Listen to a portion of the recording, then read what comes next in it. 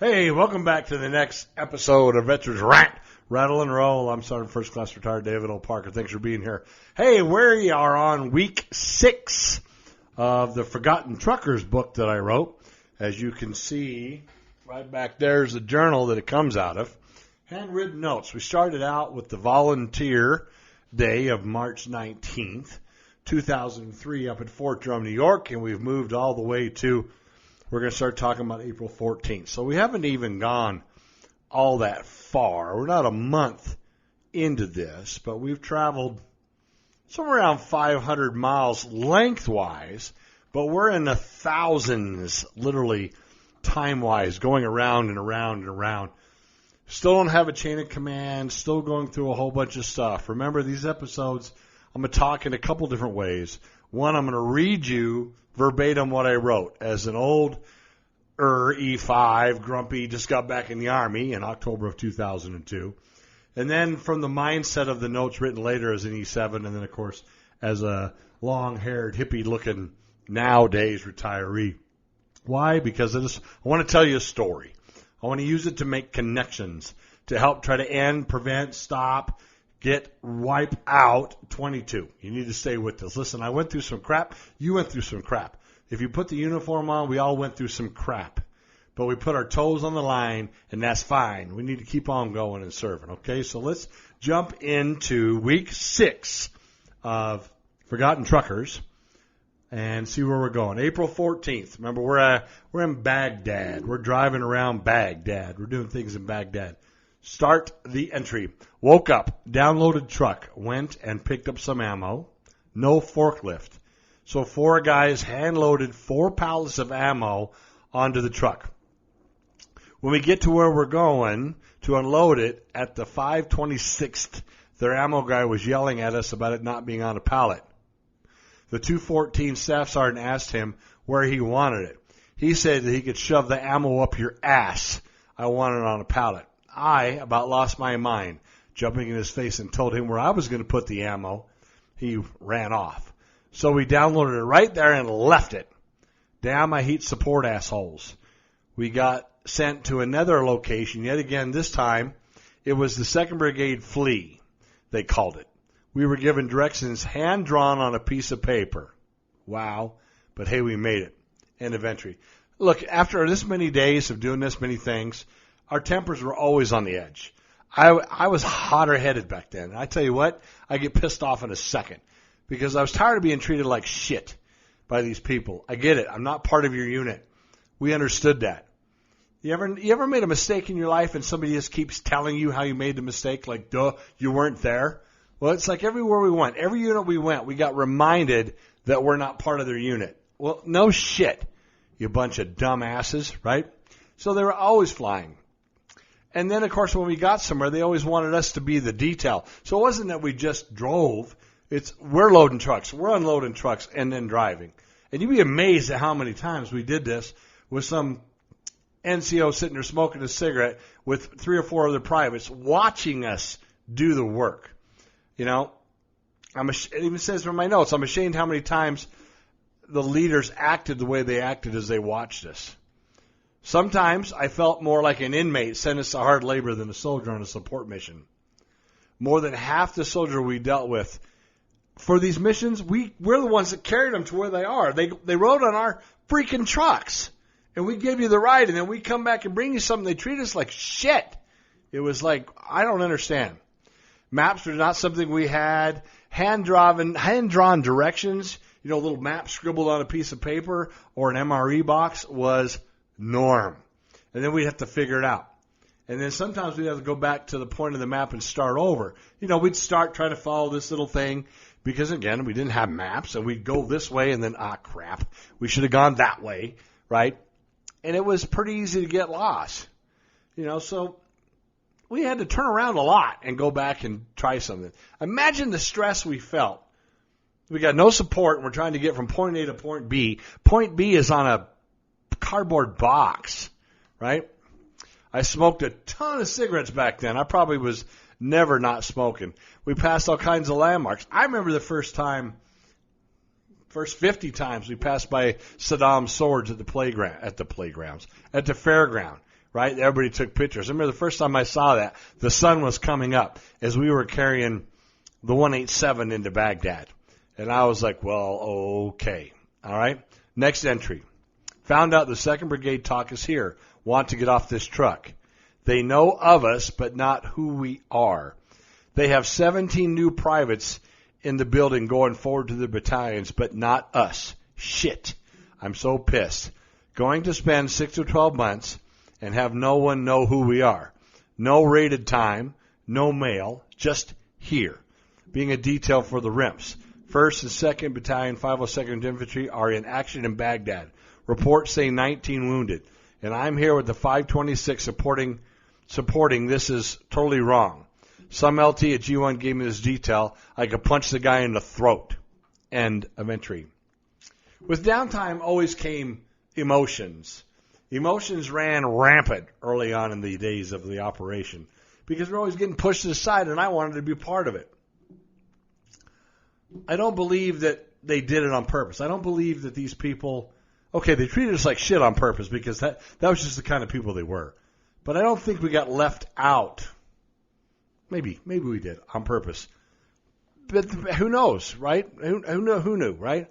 Here's a note here. The rumor mill we dealt with for a few hours around the command post actually has bad news or situations that make everything seem bad. When you're an NCO in the Army, you have to be rated. So I was worried about getting rated. I wanted to make E7. Now I'm an E6, but I knew I was going to make E6. I knew that 1 June 2003 I'd make E6, and by the way, I was right. But I wanted to make sure that I was putting everything together to make E7 as fast as possible. Being a 34-year-old E5 sucked.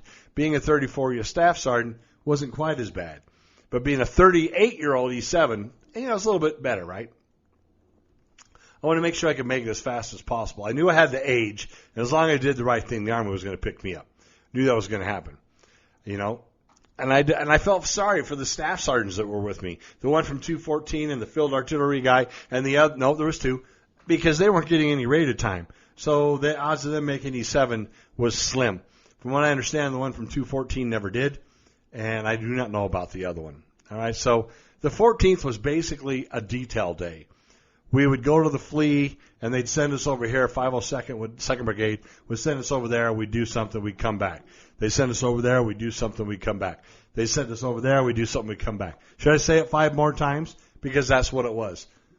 My memory is still quite clear about what happened, and we would get fuel almost every day. Most of the time, twice. By this time, there was some good setup fuel points around Baghdad, and we knew how to hit them. Okay? So here we go.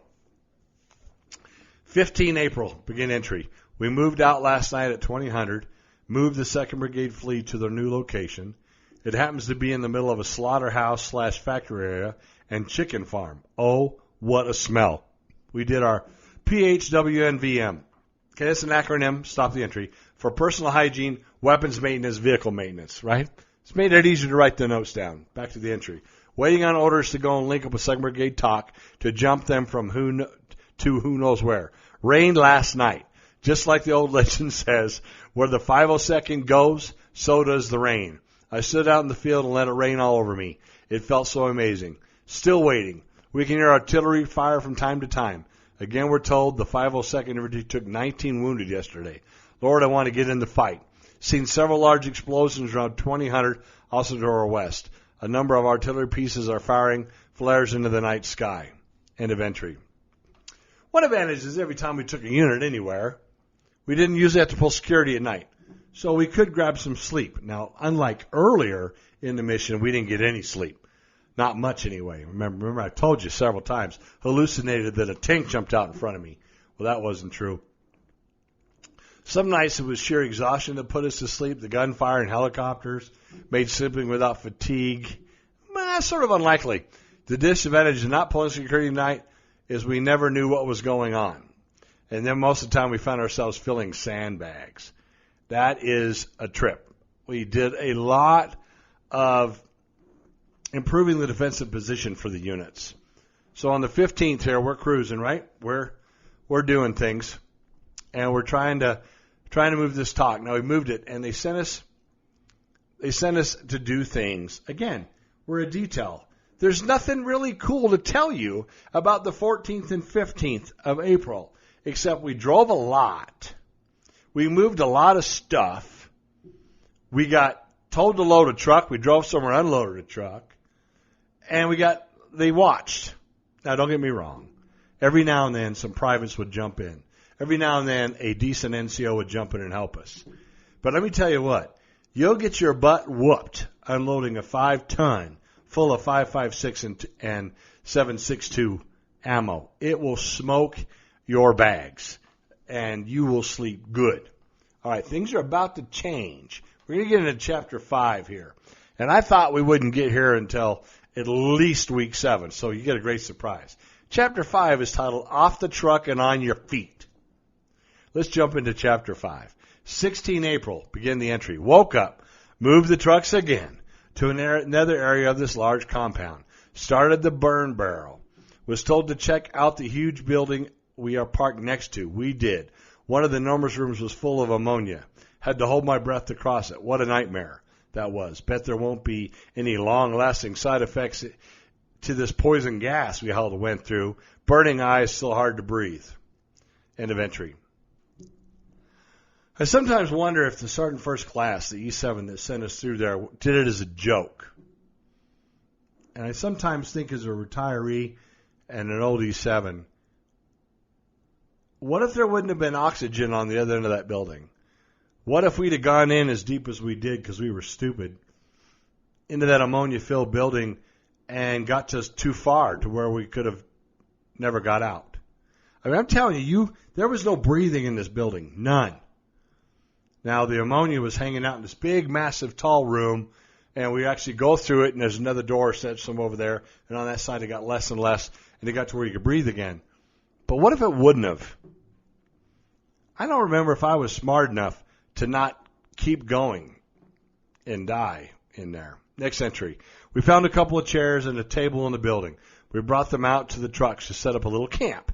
We've been informed that we could be right here for 7 to 10 days and to improve our position. We also were told that the plan for us is to help support the mission because in Baghdad was ending, and that we'd either be sent to Syria or the Turkey border to support the units working there with the Kurds. End of entry. Now, while that info was bullshit and wrong as could be, from staying there for 7 to 10 days all the way to being dispatched to Syria or Turkey, when somebody tells you that crap and you had no chain of command for a while, that can really shake you up a little bit. Really make you go like, well, for God damn, right? And I remember I was pissed. I was like, you got to be kidding me. You're literally going to, why not? Why wouldn't you? Well, you already brought us from Kuwait to here with nobody telling us how to get here.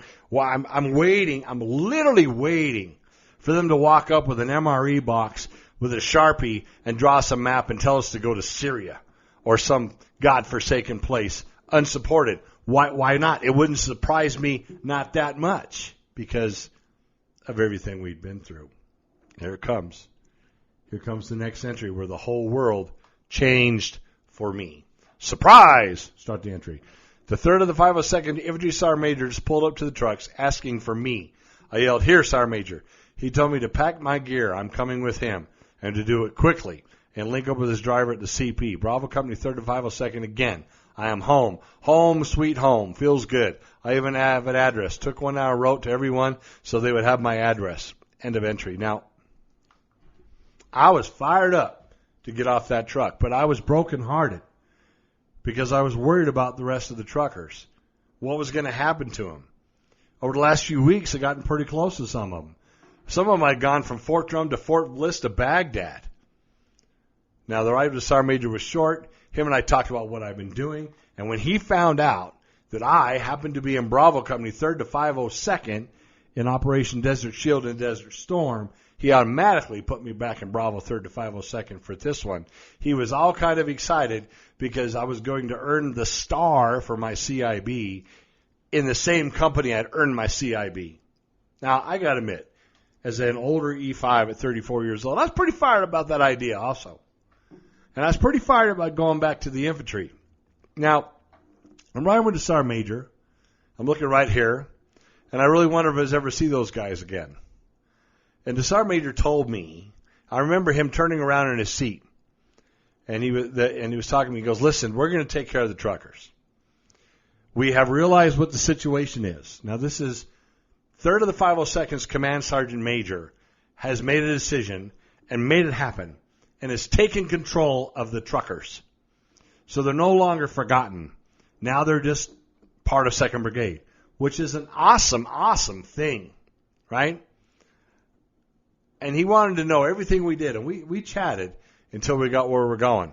And I was with him the rest of the day, which was going through the battalion headquarters. I even have a picture of right here in the book that if you get it in the future, you'll be able to see where it says 3rd to 502nd Widowmakers in the different cities, Karbala, Baghdad, Abajin, right? And he took me to hang out with my unit, my Bravo Company 3rd to 502nd. I remember being really excited. I remember feeling like I had escaped a bullet. And I remember really being emotionally just into it because I knew the truckers weren't going to be left alone anymore. I completely and absolutely believe this Sergeant Major. And I'm going to let you off the hook. He was straight up. I have many more entries about being involved with the truckers because 2nd Brigade of the 101st did the right thing. They scooped them up. They accounted for them. They supported them. And they kept us all working for the next period of time until our mission was over. I salute 2nd of the 502nd Brigade Commander and the Sergeant Major in 2003 and all those battalion and battalion Sergeant Majors because they literally grabbed the forgotten truckers and never let go. But we're going to talk about the adventures that I go on as a Widowmaker, and the truckers are right there. They're going to still be involved in this book. It ain't over. It's just now they're part of 2nd Brigade. And if the 2nd Brigade commander and all those leaders of 2nd Brigade, the Sergeant Majors, ever watch this or hear this, thank you for doing what you did. Hey, let's jump into April 17th because we're going to make some great friends and we're going to have some interesting times. April 17th, begin entry. Pulled radio watch from 0400 to 0500. Stop. I was happy to do it. I was happy to pull radio watch. Entry. Sat and listened to the gunfire to our west. Hear artillery rounds zipping overhead all the time. And all I can do is smile. I must be crazy to feel 100% better being here with my brother grunts.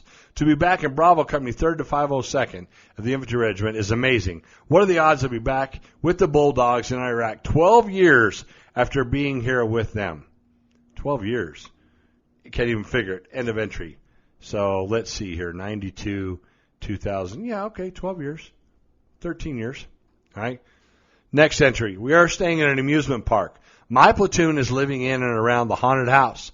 How ironic to be in a combat zone, napping in a scary house. The Dixie Chicks are playing in the background. The patrols are outside the walls as I write and play spades. Kiowa helicopters continually circling, giving us cover. The morale is high. It's a beautiful, cool day.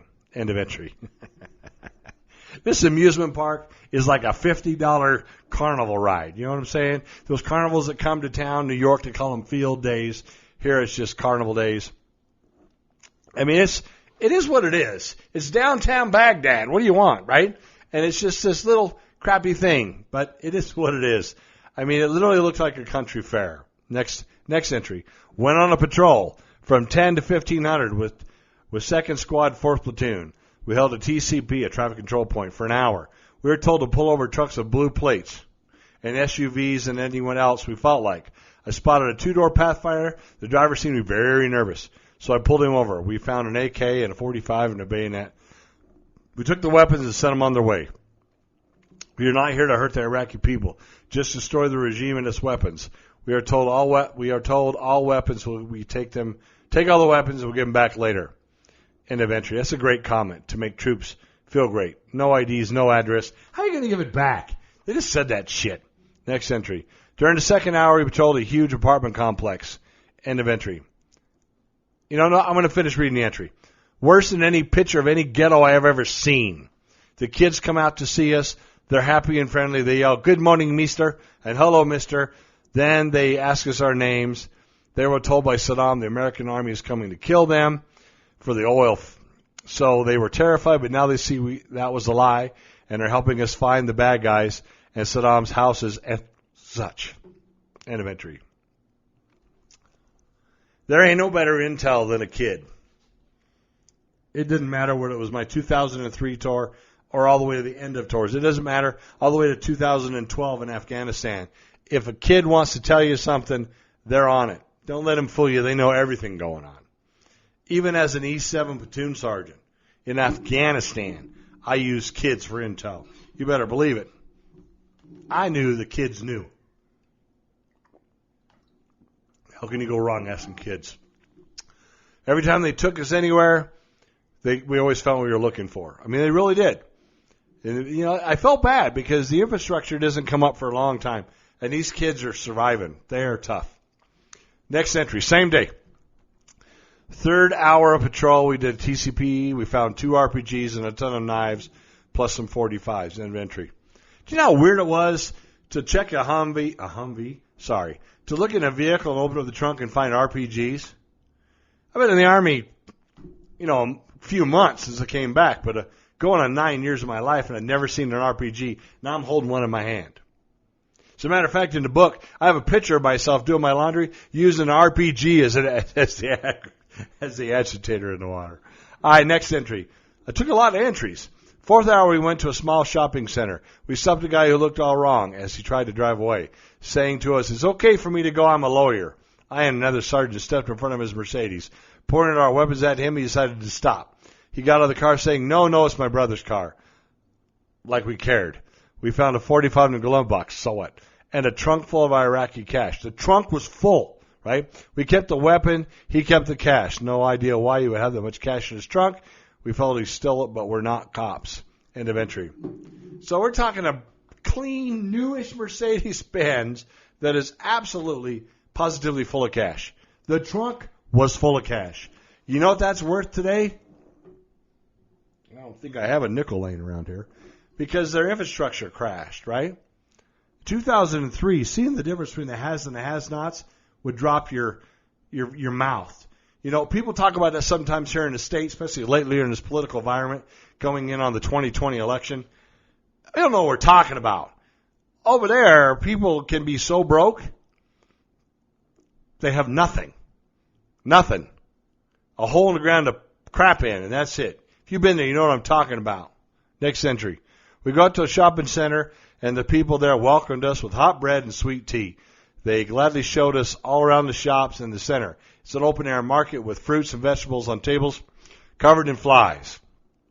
We watched them slaughter a lamb and hung on a hook in the open air outside the marketplace, the blood dripping on the floor. Yum.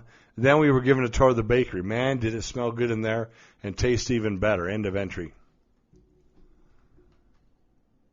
The flies in these markets were staggering. If you've been there, you know what I'm talking about. If you haven't been there, I can't explain it to you. They were everywhere, and it was normal. We're not talking a clean place. They slaughter the animals, the blood's dripping on the floor right in front of you. What do you think the flies are doing? All right, next entry. Fifth hour, we patrol more of the neighborhoods until it's time to go back to base. Now, then something happened. End of entry. So listen, you may or may not agree with me on this. There may be some people that once they hear what I'm about to say will no longer plug into veterans, rant, rattle, low, or at least not forgotten truckers. But I'm sorry. This made me mad.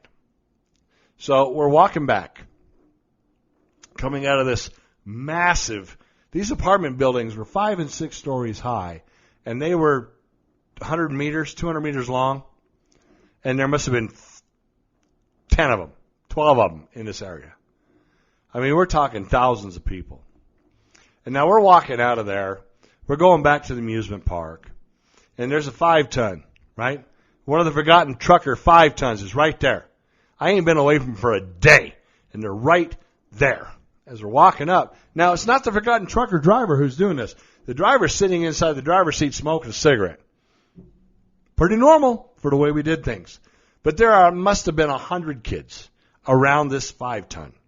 And they are singing to the top of their freaking lungs. And you can hear it a block away. You don't understand what they're singing, but you can hear them. And when you get close, there's this E5, a fellow E5, a young punk-ass E5, who's up in the back of his truck. Now listen, some of you ain't going to like this, but it pissed me off. Some people are going to think it's funny. And he's doing this. He's leading the choir. He thinks it's the funniest thing he's ever done. And these kids are just singing. Ha, ha, ha. They're just going off. They're singing. They're dancing around. And when I figured out what the words they were singing, I'm mistaken. It wasn't an E5. It was a private. I literally lost my shit on this private. These children were yelling and screaming and singing, "I love Dick." This is a bunch of Iraqi kids. We're in their country doing something. They're 8, 9, 10, 11, 12 years old. They don't know English so good, but they think it's funny as hell because this soldier's teaching them that. What do you think when they figured out what they were singing, they felt about Americans? What do you think happened? Why do you think it got so funky over the next few years? Because we treated them like shit and made our own insurgents. You know, some of the guys got pissed when I told that private to knock it the hell off and literally pulled him off the truck and told him to stop and shooed the kids away. Being a father, 34-year-old, I knew exactly. If you invited my country, you were liberating my country, and you had my children singing "I Love Dick," I would spend the rest of my time hunting your ass. I get it. It's funny in some ways. I get it. It's military humor in some ways. I wasn't a big supporter of it. Matter of fact, there's a note in here that says, another incident told me later, it's a good thing I stopped that. I always wonder why they didn't stop it. Next entry. Once back to the compound, the armor put a new pop-up sight on my weapon for me. It works better now. Also, to use a bore light, double-check my zero. I believe it's good to go. Haven't taken a shot past 50 meters yet anyway, so it should be okay. 8. End of entry. I ain't taken a shot yet. Maybe 1. 2. 2, I think. Next entry. I think I had made a personal breakthrough today. While I was patrolling, my back hurt and I was sweating. It was way too hot. I discovered that I was miserable and happy. It seems to me that maybe the Army all those years ago taught me that when it's terrible, stop, embrace the suck, it's good. So that when I'm miserable, I'm happy. So maybe in my own life outside the Army, suck, so I knew it was okay. It's positive. It's positive. That is what is possible. That is what. And that is why. Now to fix that over the next few years, and I'll be happy with what things are going on. Listen, it's a pretty funny thing, okay? I learned to embrace the suck. I found it normal over the next many years to have soldiers make breakthroughs in combat zones. All right, let's see if we can push through the rest of this day. 2000, fighting to the west. Next entry, sorry. Fighting to the west of the compound is intense. Can see strings of tracers going into the sky along with hanging artillery flares. 2300, still hearing shots from time to time. We have been told the war is over. I guess someone forgot to tell them this. That was the day, the end of entry. That is the day the president ended combat operations in Iraq. The word got to us that it was over. Yeah, nobody really knew. And we surely didn't understand we weren't going home. Okay? So you just shrugged it off. All right, so let's wrap this up for today. Excuse me. We've gone from April 14th to the 17th, 14, 15, 16, 17. Drove a bunch of more miles, did a bunch more things, got taken off the truck, which, by the way, if you think about that, that means one of the other truckers had to drive the truck. It ain't going to be very long before every time I see a forgotten trucker, they don't have a TC because it gets down to such few numbers. We're in Baghdad. I'm living in an amusement park, which wasn't very amusing, and we're trying to make things happen. All right, I'm off the truck, which would make you think that it's the end of the trucker book, but it's not, because I kept journals, I kept notes, and those guys were still there all the time. I mean, literally, I just pulled a private for teaching Iraqi kids to sing some stupid stuff off the back of the truck. All right? But listen, hey, I appreciate your support. I appreciate you plugging in. We got some amazing interviews coming up. Next week, if you watch this on Sunday, it releases on the 20th, we have amazing former Sergeant Tom Reber show coming up this week. And this guy is crazy impactful, has done some amazing things. I hope you tune into that. It releases on Wednesday. And then we'll have another truckers. And the next week after that is Chief CW3 retired Dan Padilla. What an amazing human being. What an amazing story. Plug in for that. Remember, this is all about us telling stories. to help make connections with the soldiers, the airmen, the Marines, everybody, all branches, Army, Navy, Air Force, everybody, Marines, because we all served. Some people put their feet on the yellow footprints. Some people got nut to butt. Some people had to stand on the line.